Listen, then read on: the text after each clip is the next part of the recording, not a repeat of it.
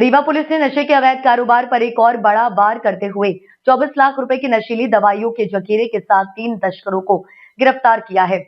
इस कार्रवाई ने नशे के अंधेरे कारोबार के उस नेटवर्क को बेनकाब किया है जो मेडिकल स्टोर की आड़ में पूरे संभाग में फैल चुका था।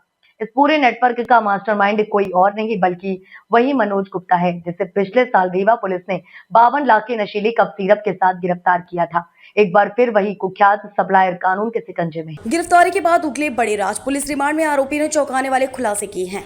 पूछताछ में सामने आया कि यह गिरोह 3 मेडिकल स्टोर्स से सीधे जुड़ा था। इन स्टोर्स के जरिए नशे की दवाइयों की कालाबाजारी की जा रही थी। सूचना के आधार पर ड्रग इंस्पेक्टर की मौजूदगी में तीनों दुकानों को तत्काल सील कर दिया गया। आईजी गौरव राजपूत और एसपी विवेक सिंह की अगुवाई में operation clean drug Rewa zone के पुलिस महानिरीक्षक गौरव राजपूत द्वारा चलाए जा रहे ऑपरेशन क्लीन ड्रग के तहत यह कार्रवाई की गई। जिला पुलिस अधीक्षक विवेक सिंह के मार्गदर्शन में चौराहटा थाना पुलिस की टीम ने इस ऑपरेशन को अंजाम दिया।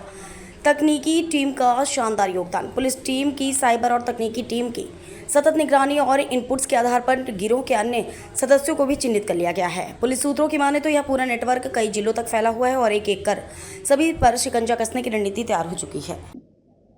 आरोपी पकड़े गए हैं, क्या इसके पहले पुलिस कार्रवाई इसके ऊपर ये चौराहटा पुलिस ने एक बड़ी कार्रवाई की थी जो आपके सबके संज्ञान में है। करीब हमने लाखों की टैबलेट्स इसमें जब्त की थी, जिसमें हमने 3 लोग को पकड़ा था। एक अन्य आरोपी को हमने चिन्हित कर रखा है।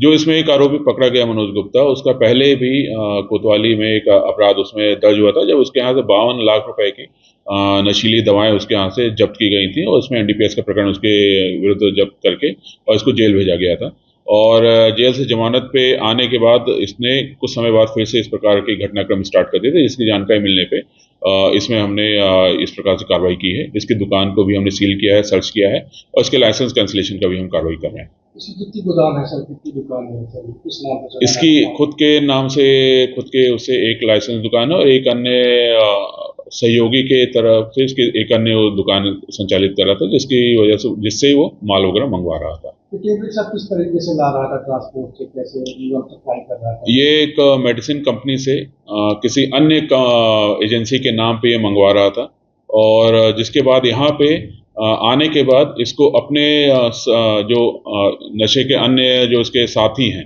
उनको बिना किसी सेल पर्ची, बिना किसी उसके उनको दे रहा था और प्रॉफिट पे दे रहा था ताकि वो भी फिर आगे जाके लोगों को उसको बेच सके या अन्य लोगों को सप्लाई कर सके। और इस प्रकार से पूरा ये चेन इसने बना रखी। तो उस चेन में हमने 3 लोग को पकड़ लिया है। माल सर कितने बरामद हुआ था? करीब 21 लाख का माल इसमें हमने बरामद किया है और इसके अलावा ऑटो और अन्य मोबाइल वगैरह भी जब्त किए गए। पिछली बार सर कितने बरामद हुए? पिछली बार 52 लाख रुपए का ऑलमोस्ट माल इसमें जब्त किया गया था। निश्चित रूप से जो भी टेक्निकल एविडेंसेस हैं उनको भी हम एकत्रित कर रहे हैं और उनको भी छानबीन कर रहे हैं और जो चेन हमारे प्रयास यही रहता है कि हम पूरी जो चेन है उसको हम निकाल पाएं। और जैसे इसमें भी हमने 3 लोग को उस चेन के निकाला है, आगे भी और पीछे जो भी इस चेन में सम्मिलित होंगे उनको भी हम इसमें इन्वेस्टिगेट करके निकालने का प्रयास कर रहे हैं।